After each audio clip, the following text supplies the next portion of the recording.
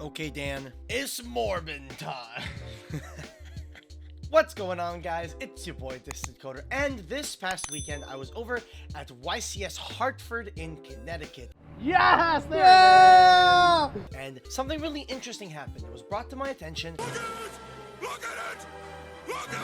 that a lot of people were asking the head judge at the Q&A desk about a specific controversial ruling. So the ruling in question here is the interaction between Triple Tactics Talent's effect to take an opponent's monster and branded in red. If you activate the effect of Triple Tactics Talent as Chain Link 1 in order to take a monster your opponent controls, and your opponent then chains their copy of branded in red in order to fusion summon a fusion monster from their extra deck, when that effect resolves, should they summon something like Guardian Chimera, which has an effect on summon, if you take that monster that they fusion summon, which player is allowed to activate the effect? So Triple Tactics Talent's effect reads as follows.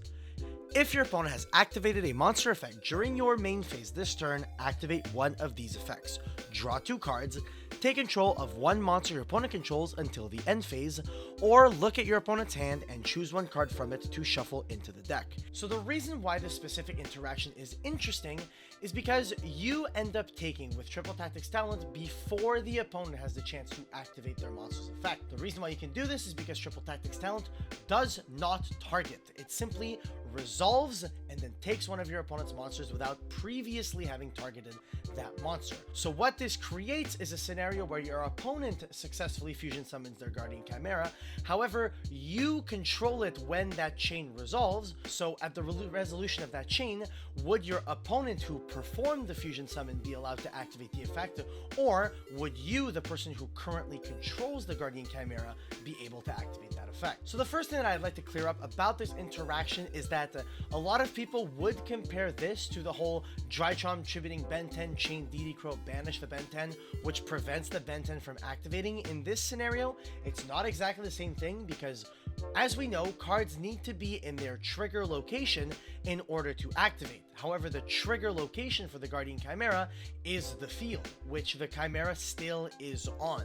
So the real question here is, who is able to activate the effect? Now, the answer to this question is not extremely set in stone, and I'll explain why. For a very long time, it was ruled that in a situation such as this, the person who fusion summoned the Guardian Chimera, so basically the person who caused the trigger to be met, would be the one that would be able to activate the effect regardless of whether or not they controlled the monster at the moment of activation. However, that's no longer necessarily true, and the reason why is because, as I've explained in previous videos, the OCG have a rulings database that basically outlines a bunch of different rulings and interactions, and they do have a precedent for a case like this. So the OCG database precedent in question here pertains to 2 cards that you all have most likely seen if you've been in the metagame in the past year. This interaction pertains to Cyber Angel Natasha and Sword Soul Cheng-Ying, the level 10 synchro monster. Now, the reason why this interaction is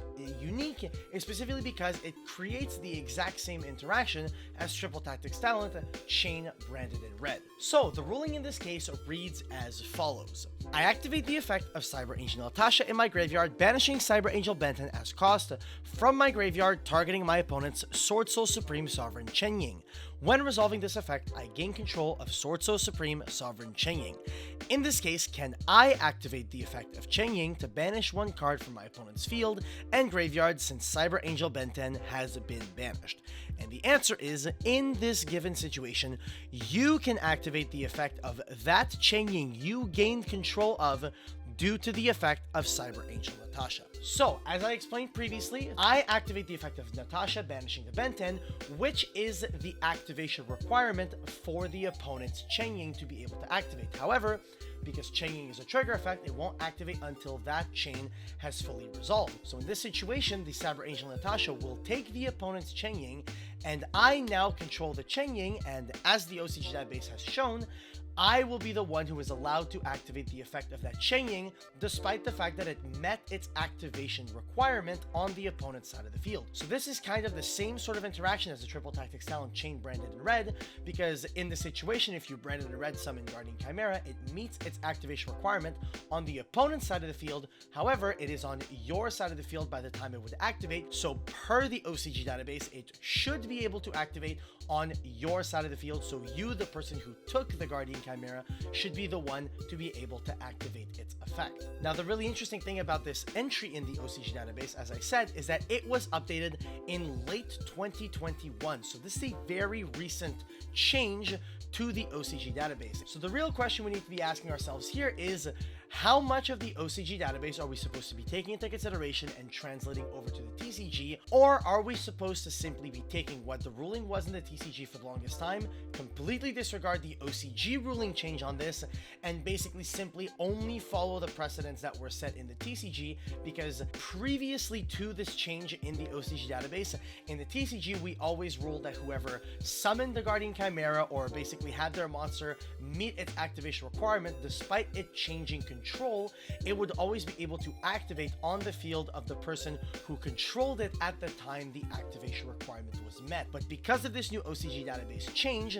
there is a strong argument to be made that potentially in the TCG as well as in the OCG, it should be ruled moving forward that whoever controls the card would be able to activate the effect. Now, this whole ruling isn't exactly new. The primary basically card that people would be using in this scenario was normally Triple Tactics Talent to take chain IP Masquerena into Nightmare Unicorn, and the question was who can activate the Nightmare Unicorn. And as I said, a lot of times previously in the TCG, it was ruled that whoever summoned the unicorn would be able to use the effect rather than whoever controls it. But this new OCG database precedent would suggest that the person who controls the unicorn would be the one to be able to activate the effect and not the person who summoned it. Overall, I think that this ruling is something that is very important to basically figure out and have a conclusive answer on, because as you've seen, Benten, Natasha, and Cheng Ying are some pretty prevalent cards, especially with Benten coming back to 2 off this last ban list, as well as Triple Tactics Talent chain branded in red is also an interaction that comes up quite a bit. Do keep in mind that you should always ask your head judge if you are playing any one of these cards, or if you think you might run into this sort of interaction. Ask your head judge at whatever event you're at, because whatever the head judge rules is the correct ruling for that event. So guys, let me know in the comment section what you guys think the correct ruling is here, how you guys would rule it should you be head judging your very own event. But that's going to be it for me and for this ruling interaction, and I'll see you all in the next video. Peace!